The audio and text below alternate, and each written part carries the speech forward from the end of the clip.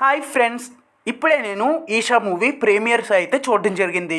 ఇక మూవీ నాకెలా కనిపించింది అండ్ మూవీ హర్రర్గా ఉందా లేదా, ఎవరు ఎలా నటించారు అవన్నీ చెప్పుకునే ముందు ఎవరైతే మన ఛానల్ ఫస్ట్ టైం చూస్తున్నారో సబ్స్క్రైబ్ అవ్వండి.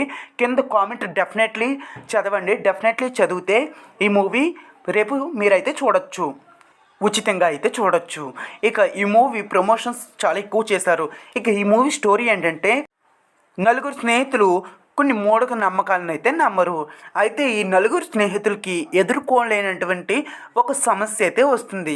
ఇంతకీ ఆ సమస్య ఏంటి, ఆ సమస్య వల్ల ఈ నలుగురు ఎలాంటి ఇబ్బందులు పడ్డారు, ఈ మూవీలో ఈషా ఎవరు అండ్ ఈషా యొక్క స్టోరీ ఏంటి, నిజంగా దెయ్యాలు ఉన్నాయా లేవా, మరి ఆత్మలు ఉన్నాయని ఈ నలుగురు స్నేహితులు ఎలా నిరూపించారు, ఇవన్నీ తెలియాలంటే ఖచ్చితంగా ఈ ఈషా మూవీ చూడాల్సిందే. ఇంకా ఈషా గురించి వచ్చే ఫ్లాష్ బ్యాక్ కానీ అండ్ మూవీ స్టార్టింగ్లో వచ్చే కొన్ని హర్రర్ సీన్స్ కానీ చాలా బాగుంటాయి.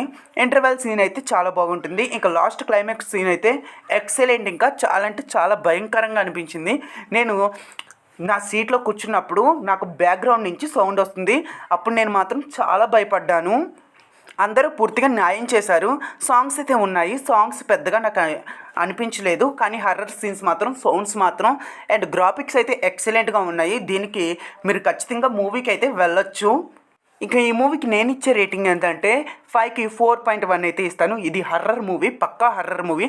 నాకైతే నచ్చింది. కొంతమందికి అయితే నచ్చదు, నాకైతే నచ్చింది. నా ఒపీనియన్ నేను చెప్పాను, మీకు నచ్చితే నచ్చచ్చు. అండ్ ఈ మూవీ రేపు ఉచితంగా చూడాలనుకుంటే నా ఛానల్ సబ్స్క్రైబ్ అవ్వండి. కింద కామెంట్ అయితే చదవండి. Please do subscribe.